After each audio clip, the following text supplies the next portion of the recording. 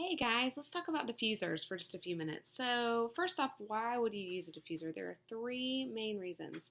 And the first reason is going to be if you want to clean the air. So let's say you've got stinky diapers, nasty trash, fish that got cooked and or something burned. It's a great way to just clean the air and diffuse um, a new scent into the room, but also it really does purify the air. The second is going to be that it can help open up your airways. So if you're congested or stuffy, you can diffuse something like peppermint or breathe, and it'll help just open up all of your airways.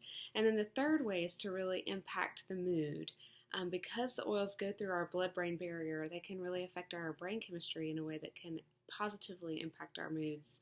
So those are the three reasons you'd want to use a diffuser, but how do you use it once you get one? Everybody's like, oh, it's easy, but it's a little confusing when you start. So there are different kinds of diffusers, and we're going to talk about water-based diffusers first. So this is the pedal diffuser. It's my favorite diffuser that doTERRA sells. It will go 1, 2, or 4 hours, and then you can choose whether or not you want the light to come on or to come off. There's a little line on the inside right here, so you're just going to fill it up with water to that line. It can just be tap water. It doesn't have to be purified, boiled, distilled, nothing. Just fill it up with water.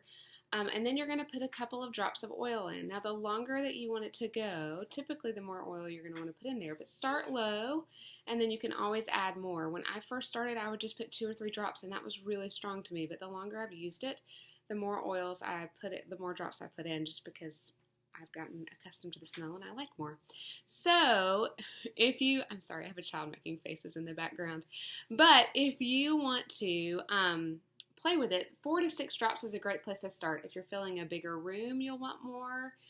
If your diffuser runs longer, you're going to want more oils in there too. So somewhere around 4 to 6 drops, it's a great place to start. So then you literally fill it up, put the oils directly in, put the lid on it, turn it on, you're good to go. If it runs out of water, it will turn off automatically. It's not going to burn anything up. People also ask about putting it on wood and if it's safe. We've been using diffusers for years in our house, and I will tell you, I often will put a coaster underneath the diffuser, not because of anything the diffuser does wrong, but a lot of times when I fill it up, I'm in a hurry and I'm putting all the kids' diffusers in their room at night, and water will just be dripping on the sides from where I haven't filled it up well. And so that can, of course, damage the wood. So I just have coasters that I set them on top of furniture that I actually care about. And that way, if there's any drips from what I've done, it won't damage the wood. But I haven't had any issues other than that with it hurting wood. So that's how to use the diffuser. What oils do you put in there? A great way, if you see people mixing and matching oils and you're thinking, how do they know what oils smell good together? One of the great tips that my friend Carmen taught me was that you can take the lids. So this is lime, one of my favorites, and rosemary.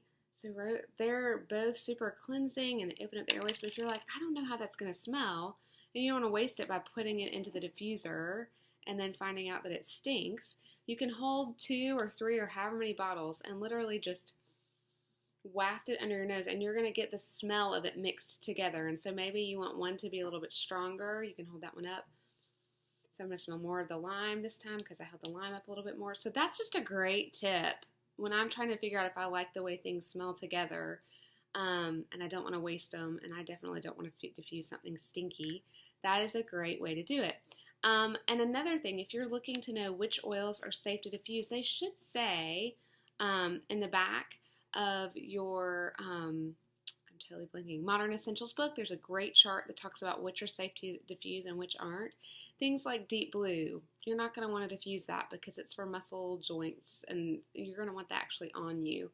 Oregano is really strong. It is not going to smell good to diffuse it. Cinnamon, you just want to use a little bit if you use cinnamon because it's very potent. As far as questions with pets, we'll do another one on pets as far as what's safe and what's not. But yeah, diffusing is great. It's simple. Always make sure if you're diffusing around pets that you leave a door open, and that way if they don't like it, they can just walk out to a different room. So that's my one tip for pets. We don't have any pets. We have chickens. They live outside. I don't know anything about it. So I hope that that's helpful. Feel free to write any questions that you have below, and we'll be sure to get an answer to you as soon as possible. Thanks.